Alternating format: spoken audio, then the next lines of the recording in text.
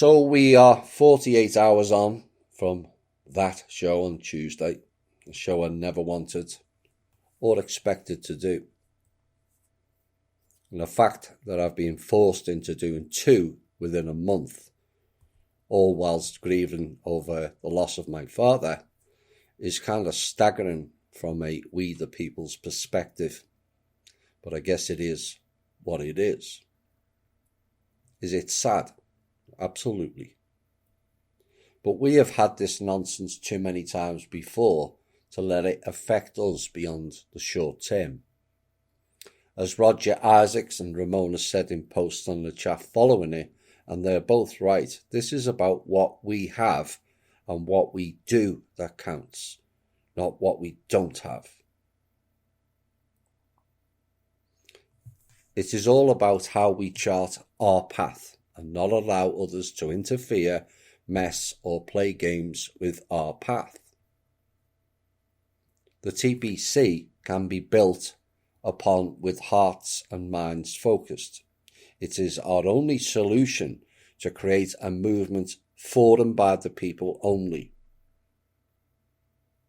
and reclaim our inherent power whilst operating in a better way than what has gone on before. Let them imitate us, but that only works if we set the right path and destiny. Defining what we stand for and what we don't stand for is a key component of getting off on the right foot and the right path. Failure sets you off on the left foot and the left-hand path. Now, in essence and in overview, the TPC $1 or more per week or per month path was always the better version for us than waiting for the trust funds, and Kim herself agreed with that several times. And we started off with the slogan, a hand up, not a handout. And whilst we would all have liked the trust funds to come out, the trust inherently on a frequency level will always be perceived as a handout.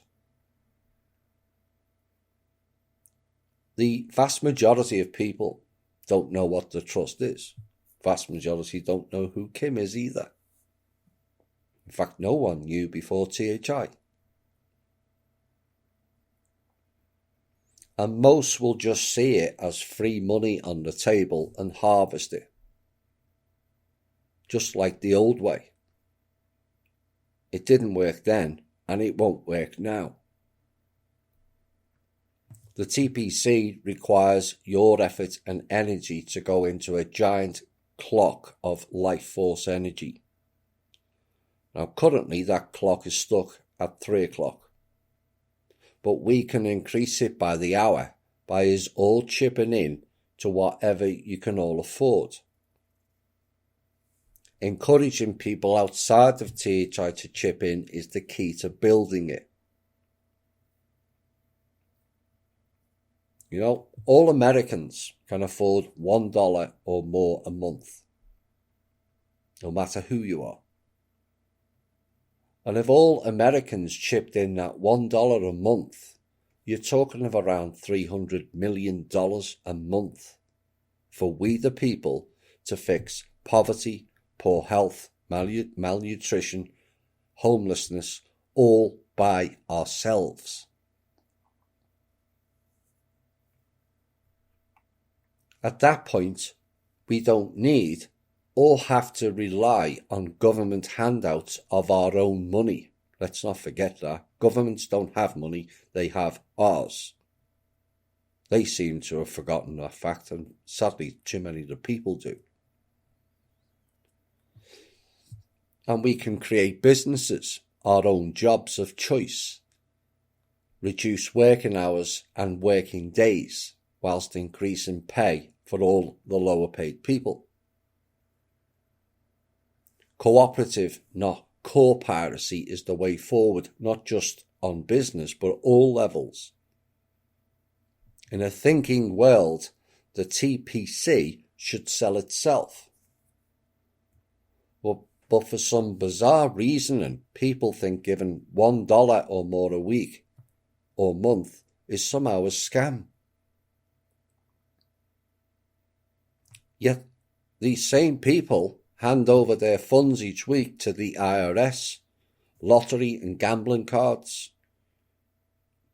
HOA fees, overcharging phone bills, construction repairs, car repairs, cable bills, and the classic scam, insurance, without a single questioning of it.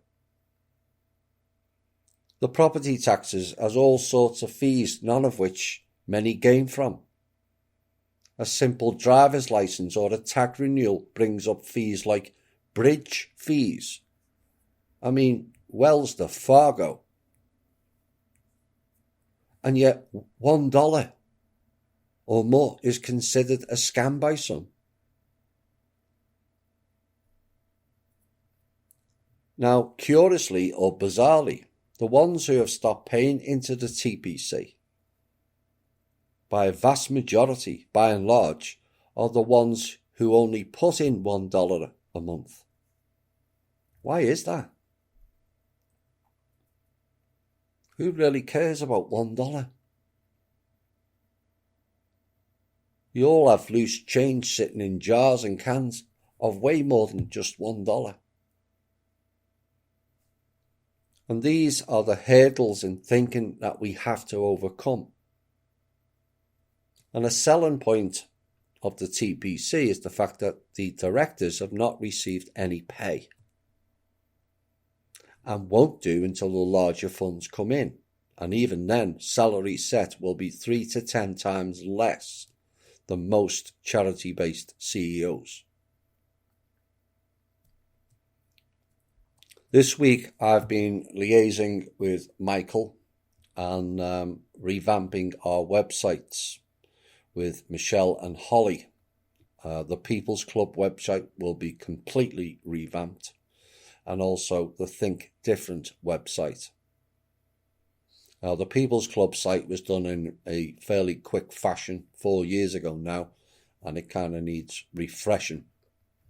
The Think Different site, which is also the donation site for the TPC, and also has a separate button to support me, will likely be removed of the show archives, certainly from the front page. It may go into a linked page. And the reason for that is some of our show content can be a convenient excuse to not participate for some people. And so there's a separation between THI and the TPC. Now, all ideas on both sites are welcome, as despite claims from others, we all have an equal say here as much as possible. And one thing I would like to ask is the members who have been helped with funds from the TPC to do a one-page letter telling people what you were supported for and the amount, which is the amount is optional. It's your choice. And how TPC treated your case. Place your name, the city, town and village at the top of the page, and the month and year you were supported. And these will be placed on the website as testimonials, as proof of help for new visitors to the page. There was a post sent in this week, and it says a reader has sent a link to, this is on the Henry Macau website, to the source text of the world lockdown warning that was given by the Ghanaian President Nana Akufo-Addo, which was posted this week. People assume that it comes from the 2010 Rockefeller Foundation report innocuously entitled Scenario for the Future of Technology and International Development. Although this report does outline a frightening scandemic scenario starting on page 18, 20% of the world population infected, 8 million dead, that's in that report, it does not include the much more detailed and accurate information broadcast by the Ghanaian President Nana Akufo-Addo on this year. The source of the text Mr. Addo read out was attributed to me, THI. And this was part of our Expose 2 show, where we outlined a whole heap of things to do with this fake virus and vaccines, etc. And I'm glad to see that the material in our show is now reaching higher parts. At the end of the day, it is the information and material that is the most important, not me or the show. Although it is nice for once, just once, to be referenced by name for a change, rather than dancing around the houses and doing... But there you go. Some news. This happened just one day after I warned of false flag attacks on Iran following the arms embargo being dropped. An explosion caused a blaze at a petrochemicals plant in southwestern Iran on Friday, according to state media. The country has been plagued by accidents at industrial facilities in recent months. Yeah, right. Accidents indeed. And the fire broke out at an aromatics unit of a petrochemical plant in the port city of Bandar Marshah, according to the state broadcaster IRIB. Firefighters from the plant as well as regional fire teams were called to the site and managed to contain the blaze. There were no fatalities or injuries, thankfully, as a result of the incident. Social media users have been sharing footage purportedly taken at the plant showing a huge plume of thick black smoke pouring out from it. Several blasts and fires have been reported at various facilities across Iran in recent months, causing a number of fatalities as well as extensive destruction. And just earlier this month, a worker died in an explosion in an industrial area in central Isfahan province. All too predictable, if you ask me. And you also know who did it as well. Donald Trump's latest executive order could give him the power to mount a scorched earth campaign which would cripple a future Biden administration. And in the event the incumbent president loses his re-election bid, this order could give him largely unfettered authority to fire experts like Dr. Anthony Fauci, while leaving behind a corpse of embedded loyalists to undermine his successor, according to federal employment law experts. But how is that different to every other departing president? And why report it now? Now, the order which the White House released on Wednesday would strip civil service protections from a broad swathe of career civil servants if it is decided that they are in confidential, policy-determined, policy-making or policy-advocating positions. And that is a description previously reserved for the political appointees who come and go with each change in administration. And it does that by creating a new category of such positions that do not turn over from administration to administration and reclassifying them as part of that category. Now, the Office of Personnel Management, essentially the executive branch's human resources department, has been charged with implementing the order by publishing a preliminary list of positions to be moved into the new category on what could be President Trump's last full day in office, January the 19th, 2021. Now, the range of workers who could be stripped of protections and placed in this new category is vast, experts say, and could include most of the non-partisan experts, including scientists, doctors, lawyers, and economists, whose work to advise and inform policymakers is supposed to be done in a way that is fact-driven and devoid of politics. Fact-driven, oh dear. They're about as reliable on facts as the so-called fact-checkers.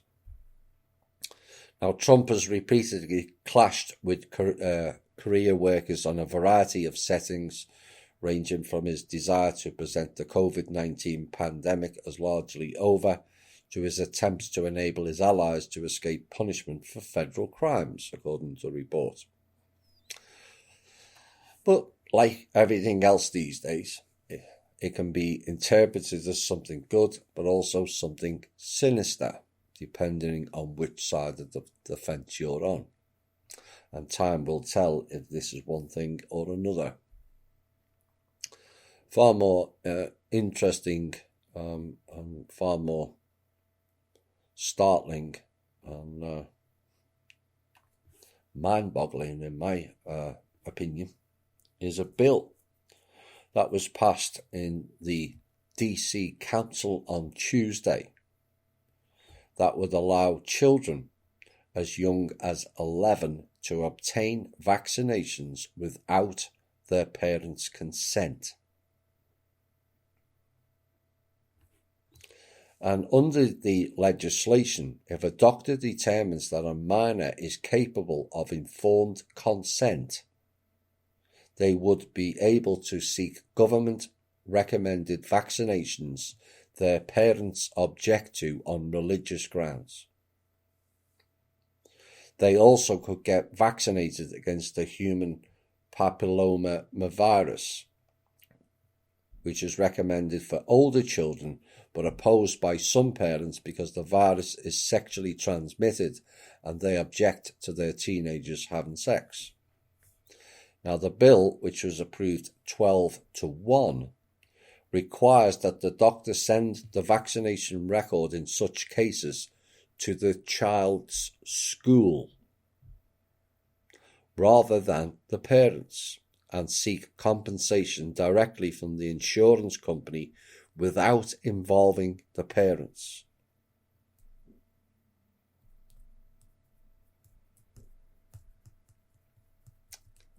Really. So the doctor and the schools work together to cut out the parents. This is what they're telling you. Remember the virtual homeschool story we ran a few months ago, and the parents were not allowed to film or record or chime in or watch for privacy reasons, we were told, or confidentiality between the teacher and the child was the exact words used. And the parents are now rendered a third-party standby and viewer. You know what this reminds me of? The Svarli training.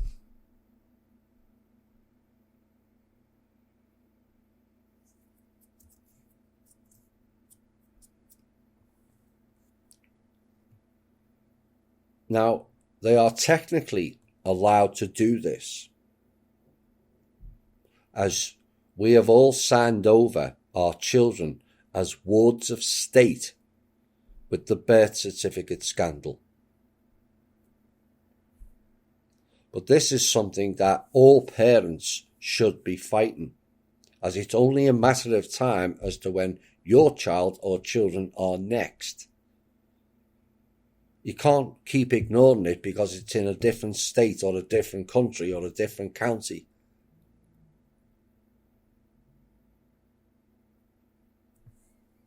The Judeo-fascist totalitarian creep marches on, it seems.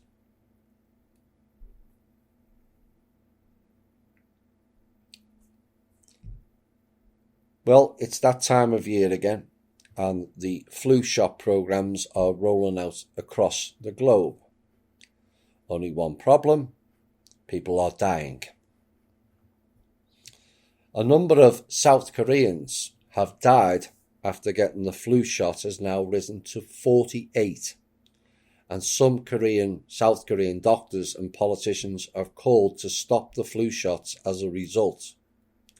The Korea Disease Control and Prevention Agency has decided to not stop the program, and that flu vaccines would continue to be given and will reduce the chances of having simultaneous epidemics in the era of COVID-19.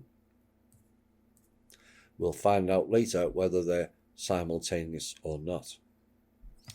And health authorities in South Korea have explained that they have found no direct link between these deaths and the shots. Really? KDCA Director Jong Eun-kyun said after reviewing death cases so far, it is not the time to suspend a flu vaccination program, since vaccination is very crucial this year considering the COVID-19 outbreaks. The South Korean government, ran by the CIA, is hopeful to vaccinate approximately 30 million of the country's 54 million people. And yes, that first statement is correct. The Justice Department this week decided it cannot step in to defend Mr. Trump in a defamation lawsuit brought by E. Jean Carroll. A federal judge ruled on Tuesday. Judge Lewis A. Kaplan rejected the Justice Department's argument that President Donald Trump is a government employee and is therefore protected by the Federal Tort Claims Act, a law intended to shield federal employees from civil litigation.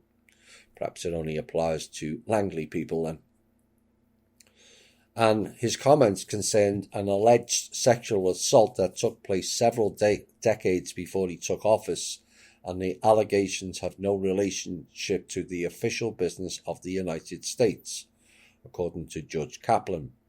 To conclude otherwise would require the court to adopt a view that virtually everything the president does is within the public interest by virtue of his office.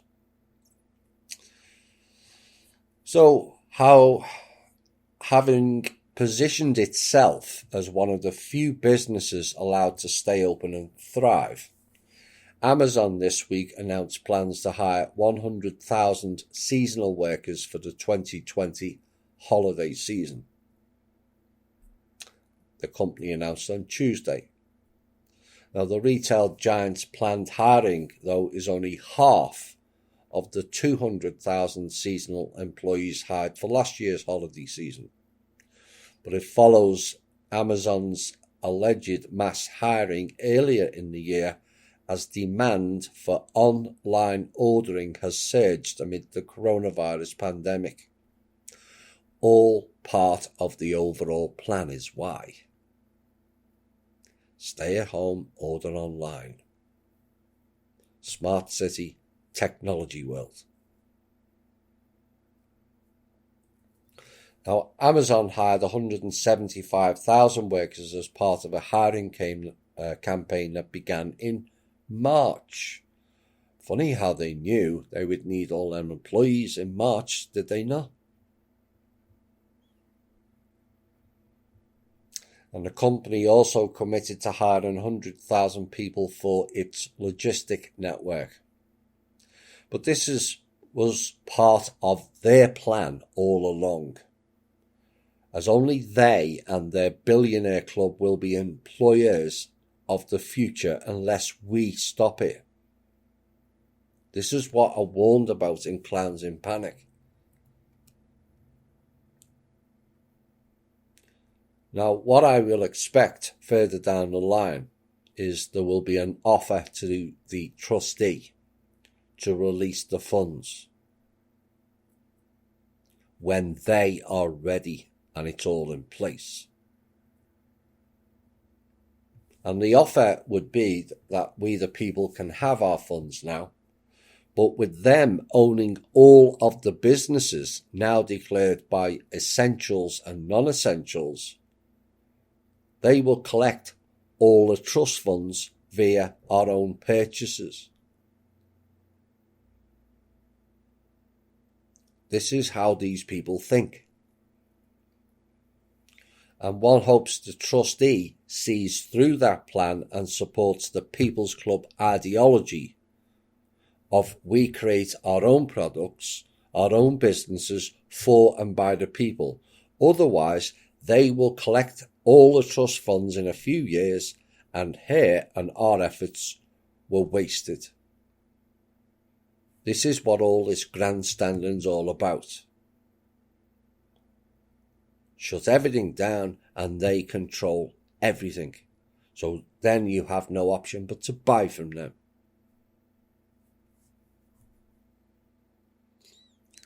Letter from South Africa.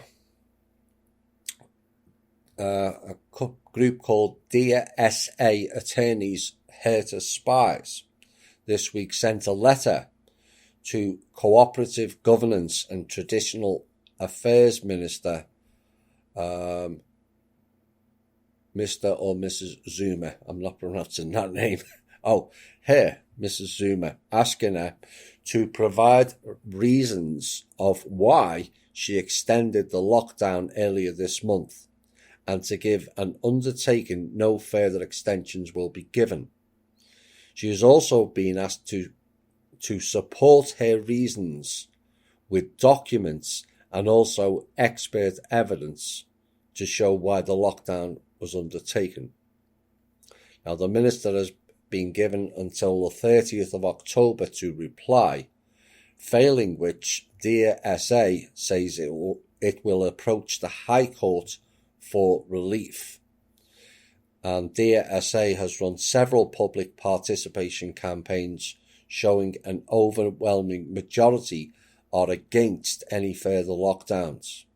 And the letter to the Minister says Dear SA believes that the extension published on the 14th of October is irrational, unlawful, unreasonable and therefore reviewable. Whatever happened to just having an ordinary world?